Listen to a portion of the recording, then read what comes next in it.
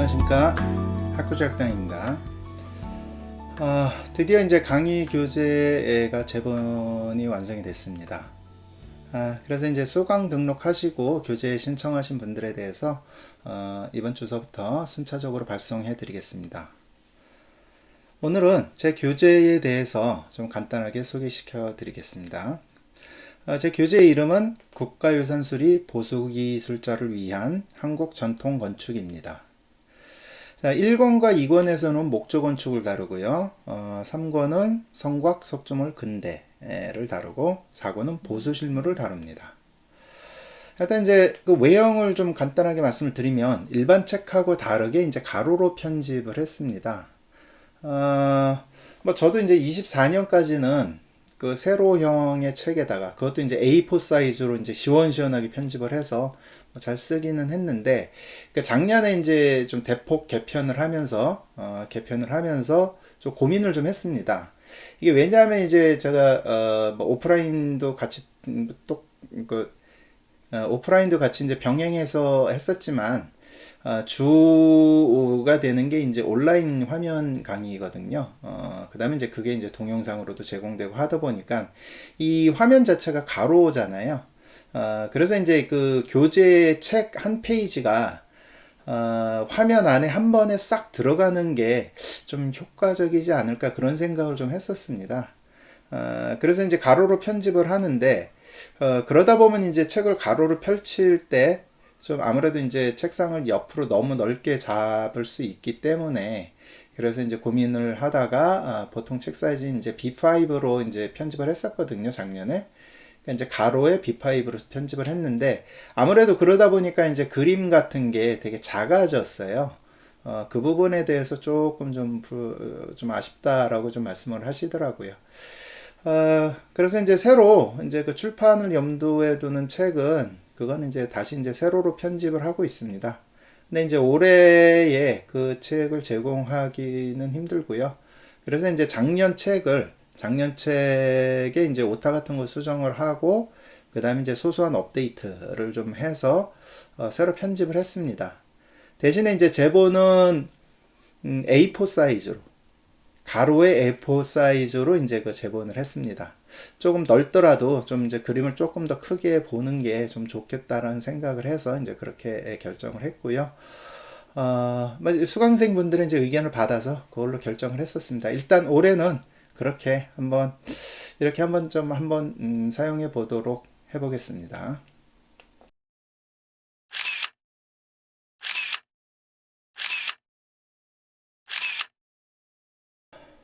교재 내용을 좀 간단하게 말씀을 드리면, 일단 1, 2권에서 이제 목조 건축을 다루는데, 그 1권의 이제 앞머리에 국가유산 수리기술자에 대한 입문에 대한 내용을 좀 다루고요. 그 다음에 이제 목조 건축의 전반적인 개요에 대해서 좀 여러 페이지에 걸쳐서 넣었습니다. 어떻게 보면 이제 그 사족이라고 생각하실지 모를 내용이지만은 저는 이게 상당히 중요하다고 생각을 하거든요. 그러니까 목조 건축의 구조가 형성이 되는 그 역사적 기원과 각 부재에 대한 어떤 좀 더 다른 시각의 어떤 접근을 하는 그런 내용을 좀 담은 게 이제 이 목조 건축 개요입니다. 그래서 이 부분이 들어가 있는 게 어떻게 보면 다른 데하고는 이제 가장 큰 차이점이 될 수도 있고요. 저는 되게 중요하게 생각하는 부분입니다. 그 다음에는 이제 그 일반적인 순서에 따라서 목조 건축 시공 순서에 따라서 각 부위에 대한 이제 구조와 보수 실무를 설명을 하고,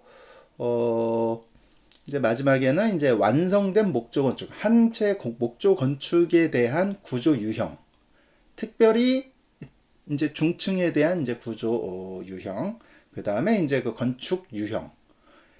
건축 유형이라고 하면은 이제 목적이 되겠죠. 건축의 목적에 따른 어떤 구분들. 그렇게 그 순서대로 이제 목조 건축을 설명을 합니다. 1, 2권에서요. 여기서는 이제 가장 중요한 건 결국에는 구조 유형과 특히 이제 중층, 그 다음에 건축 유형, 요 세 단원이 가장 중요한 내용이고, 이 부분을 공부하기 위해서, 제대로 이해하기 위해서 앞에 단원을 공부한다고 생각을 하셔도 됩니다. 이게 제 강의를 들으시면 일단 목조건축 구조에 대해서 맥락을 좀 잡으실 수가 있으실 겁니다. 그리고 이제 개별 건축물들이 역사적, 사회적으로 어떤 좌표에 찍혀 있는지 그것을 파악하실 수가 있겠고요. 그래서 이러한 구조적 맥락과 역사적, 사회적 좌표가 하나로 합쳐질 때 그 건축물을 유기적으로 이해할 수 있게 되는 거죠. 유기적으로 이해하게 되고 그러면서 이제 그러니까 건물 하나하나를 억지로 외우는 게 아니라 자연스럽게 머릿속에 자리 잡게 됩니다.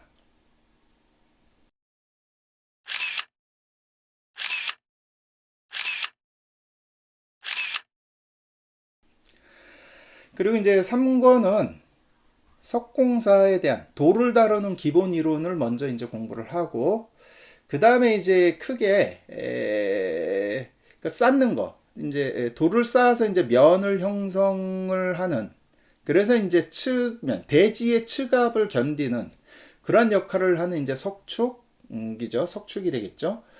그 석축의 좀 특수한 형태가 이제 기단 올대라고 볼 수 있겠고요. 그 다음에 이제 더 중요한 유형으로서는 이제 성곽이 있습니다. 성곽. 이러한 좀 이제 엔지니어링에 가까운 이 부분에 대해서 이제 한 파트로 공부를 하게 됩니다. 이제 뭐 좀 엔지니어링에 가깝긴 하지만 어쨌든 이제 그 성곽 같은 경우 뭐 기단도 마찬가지고요. 그 역사적인 맥락을 좀 이해를 하셔야 됩니다.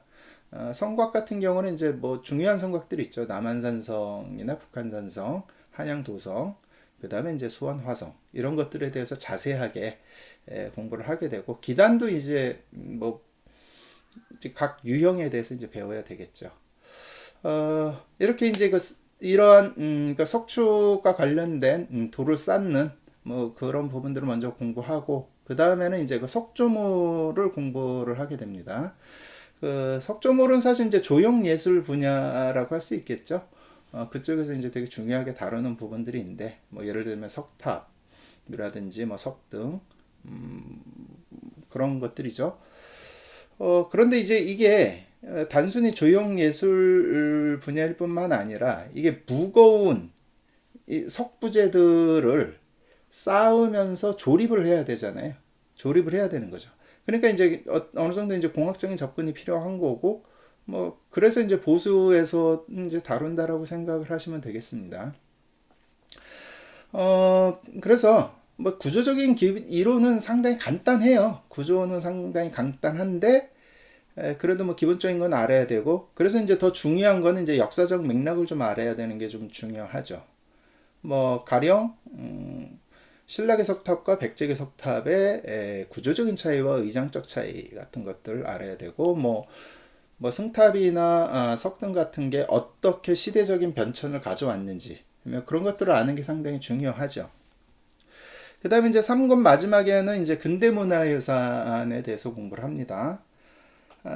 근대기라고 하면 이제 1876년 개항이 되고 난 이후하고 그러면서 보통은 이제 1950년 해방전에까지 그 시기를 이제 근대기라고 얘기를 하는데 뭐 법적으로는 사실 지금 이 시점에서 50년 그 이전까지라고 보시면 됩니다. 이제 컨템퍼러리한 거죠. 그죠?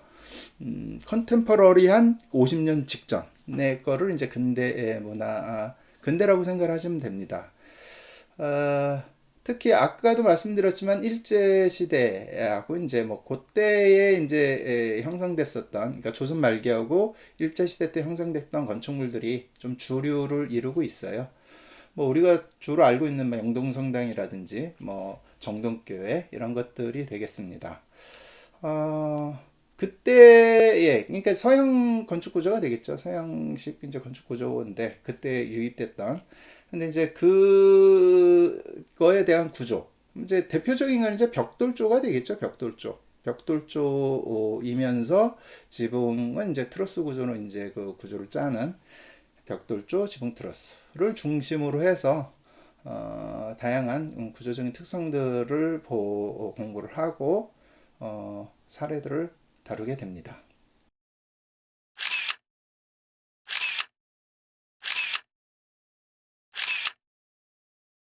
마지막 4권은 보수 실무 분야를 좀 하나로 묶어가지고 좀 더 이제 깊이 있게 좀 편집을 했습니다.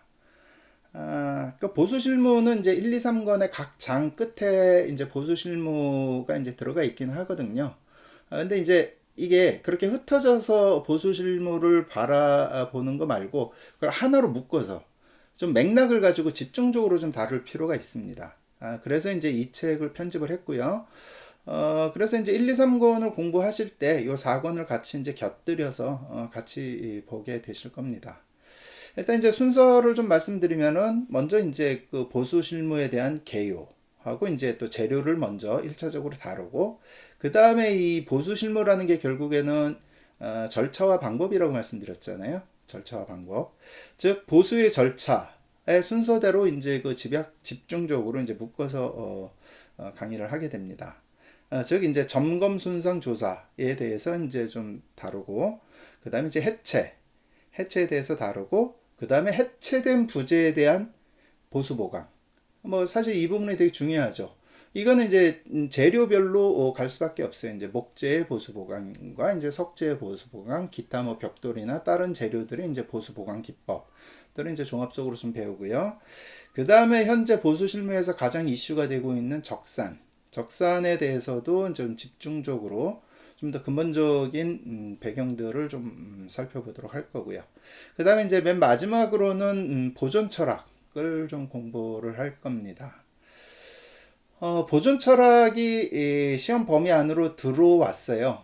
들어왔는데, 들어온 지 좀 됐는데, 뭐 첫 해, 두째 해 정도 좀 시험 문제 나오고, 그 다음에 이게 뭐 직접적으로 보존 철학에 대한 시험 문제가 나오지는 않았습니다.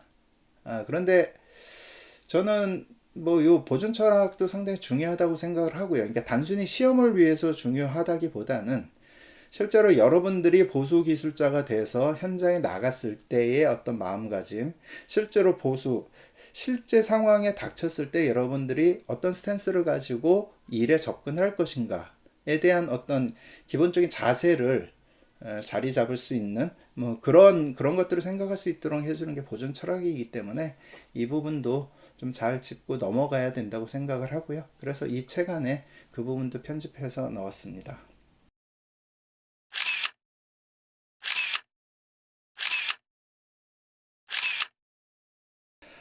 그리고 이제 도면작도가 있죠. 도면작도. 이주영 선생님이 진행을 하게 될 이제 그 도면작도가 책이 2권이 있습니다. 이거는 이제 그 제 교재의 순서에 맞춰서 이제 편집을 했고요. 그 제 강의에서 진행하는 면서 이제 알아야 되는 도면들 있잖아요. 그 부분들을 이제 도면들을 집중적으로 이제 편집을 했는데 그것을 이제 핸드 드로잉으로 교재를 만들었죠. 그래서 이제 그것을 뭐 단순히 뭐 제시하고 따라 그려라가 아니라 이정 선생님이 그 도면에서 구조적으로 어떤 부분에 이제 중점을 두고 이 도면을 바라봐야 되는지를 설명을 해 주실 겁니다. 그렇게 해서 총 우리 강의에서는 이제 일반 이론 강의 4권과 도면작도 2권 이렇게 6권의 교재로 구성을 했습니다.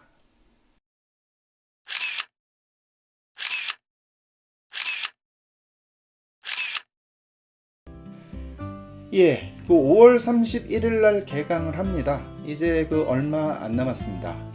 시험 끝나고 개강까지 되게 많은 시간이 남을 거다라고 생각을 하셨을지 모르지만 벌써 이제 반 이상 지나가고 한 달 정도밖에 안 남았죠. 지금이라도 이 걸음 뿌리는 시기를 좀 보람 있게 보내시고요. 앞으로 1년 공부를 1년 농사를 어떻게 지으실 건지 계획하시고 칼도 좀 가시고 농기구도 좀 가시고 신발끈도 좀 매시고 이렇게 준비하는 시간을 가지시기 바랍니다. 이 교재를 가지고 개강 때 찾아뵙도록 하겠습니다. 고맙습니다.